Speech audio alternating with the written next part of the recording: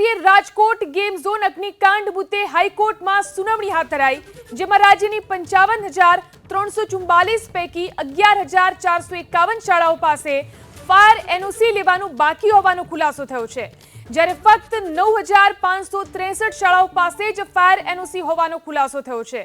આ સિવાય 43,893 શાળાઓએ self declaration આપ્યું છે।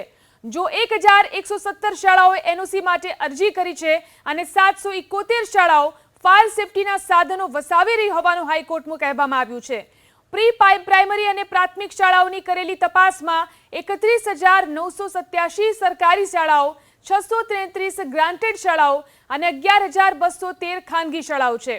તપાસ કરાયેલી 11,511 સેકન્ડરી અને હાયર સેકન્ડરી શાળાઓ પૈકી 1,403 સરકારી શાળાઓ, 5,064 ગ્રાન્ટેડ શાળાઓ અને 5,044 ખાનગી શાળાઓ છે।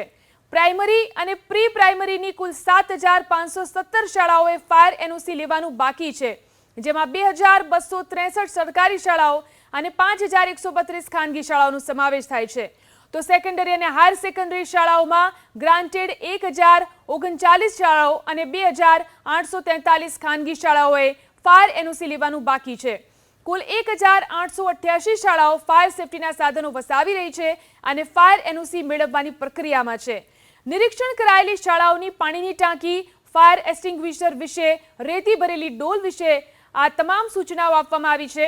રાજ્યની 23,206 પ્રાથમિક શાળાઓમાં મોક ડ્રીલ યોજવામાં આવી, જ્યારે 26,195 શાળાઓમાં ફાયર સેફટીની ટ્રેનિંગ આપવામાં આવી।